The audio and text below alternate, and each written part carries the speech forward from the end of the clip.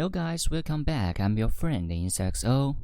For the last time, we have talked about how to do basic operations with Unity, and today I'm going to show you how can you install the coding environment or have the IDE supported for your Unity coding experience. To do that, first you shall go to this link. This is my past blog.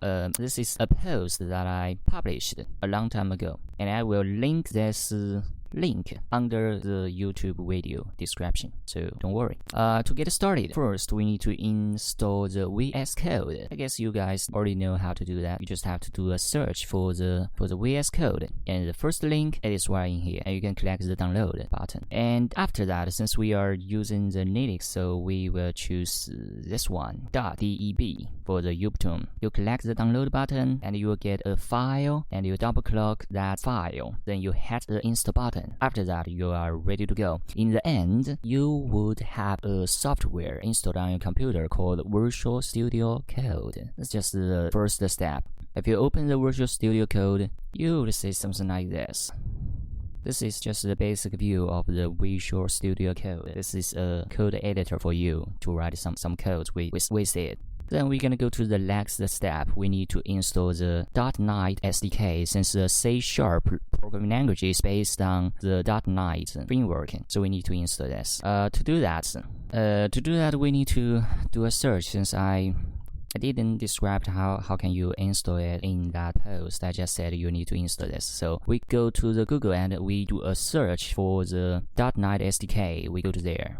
And from here we can see a lot of different stuffs. The problem here is that which version we should be downloaded. How about we download the .Knight 5.0 version? How about we click this 64 version of SDK? And when I hit that button, it shows me a download of .exe file. It's a Windows-based file. I don't need that. So I probably did something wrong. I should say how to install .Knight SDK for Ubuntu. Okay, here we go. We got basically 3 methods for install it. We could install it via the slab, or we could install it via a script. Let's try the first, because it's the simplest way you could do it. Okay, here we go. This is a .Knight SDK in the slab store. Speak for that, some of you may not know what is a slab. Well, it's just a software for software installation. You can install it by using sudo apt install snapd. I guess that's the right command for install the slab. And here we go.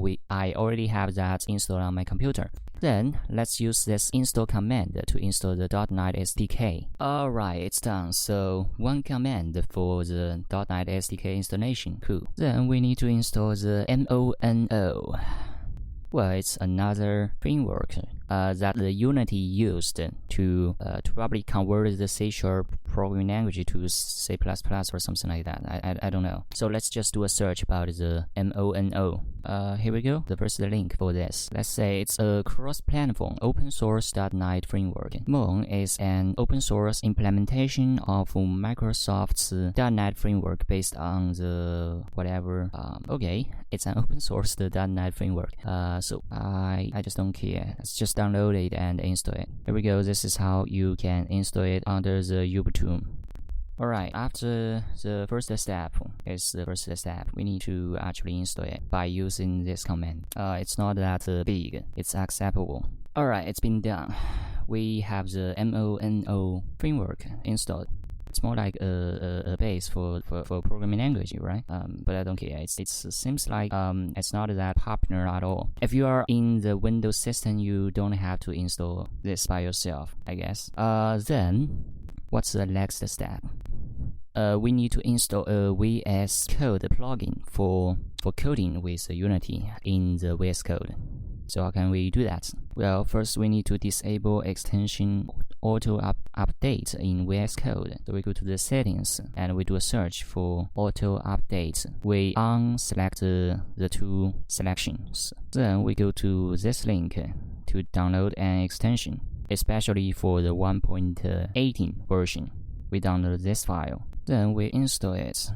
by following this instruction. Here we go. First we have this file downloaded on our local storage. Then we go to the Visual Studio Code and select the View Extensions. Let's go to the View Extensions. Then for here, we got an option called Install from vscode. We click that. Then we select the file that we just downloaded here, and we click the Install button. After that, we should be able to go. So let's first close this vscode editor.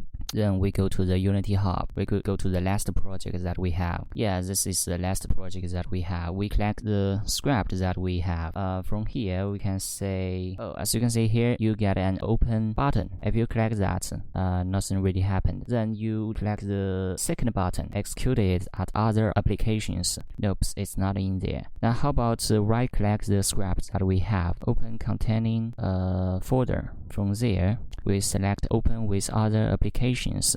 We view all the applications and we select the Visual Studio Code. Here we go. After we open it inside of the Visual Studio Code, as you can see, he's starting to download something. Boy, that's cool.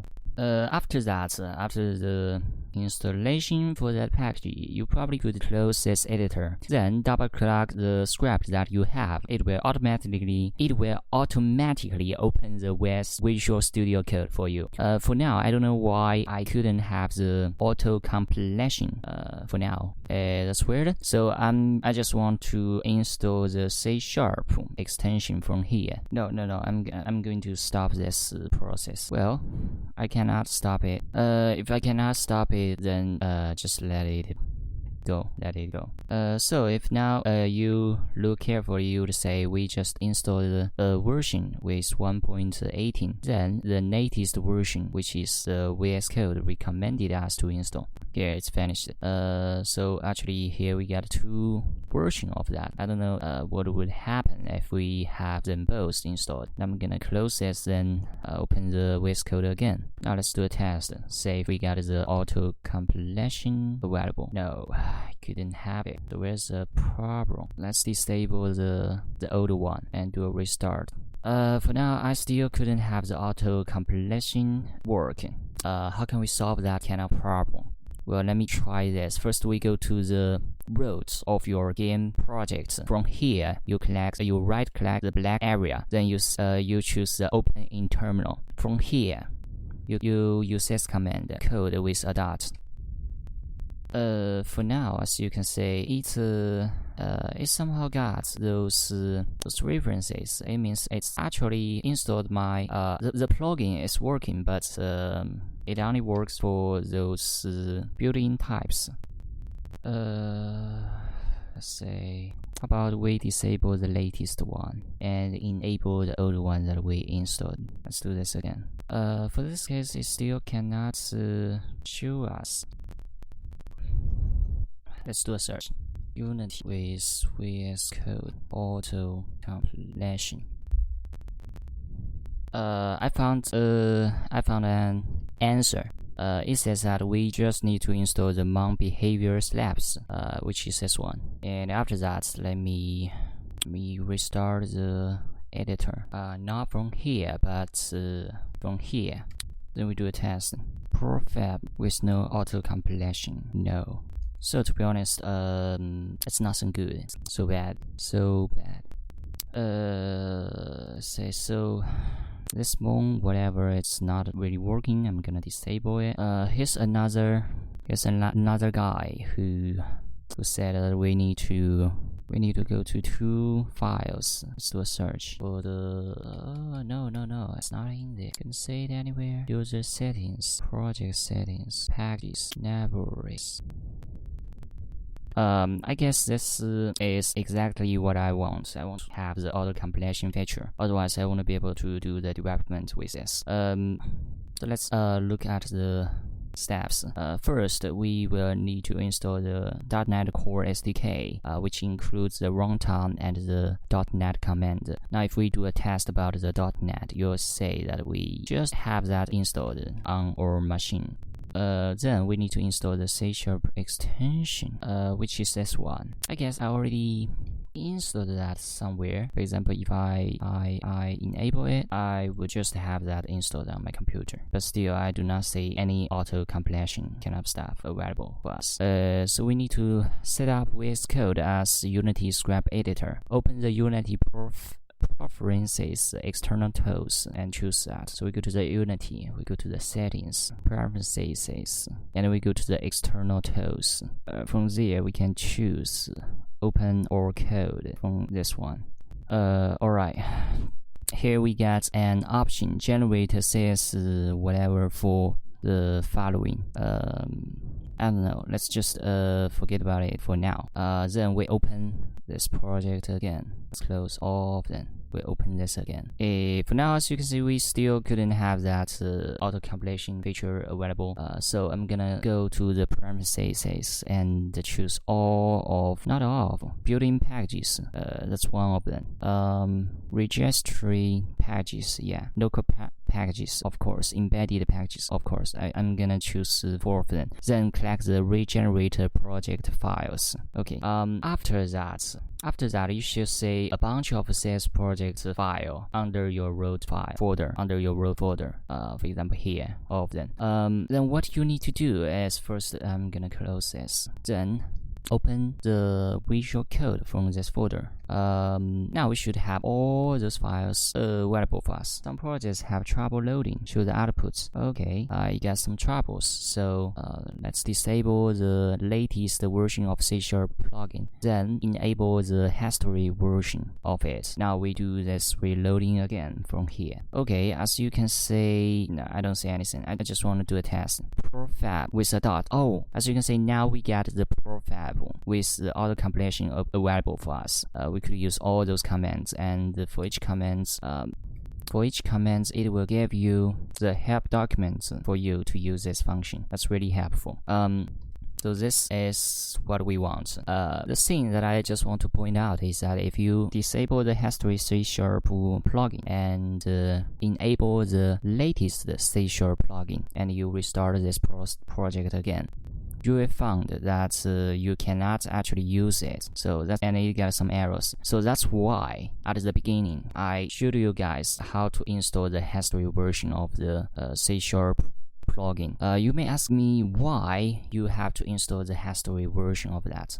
Well, it's quite simple. Let me give you an explain of why. Well, it's simple because the version I am using is, let's say, not the latest, 2020, but now it's 2021. So for the Unity, it's using an old .NET SDK, but the vscode C# plugin, they are using the latest version of C# SDK. That's why they are not compatible.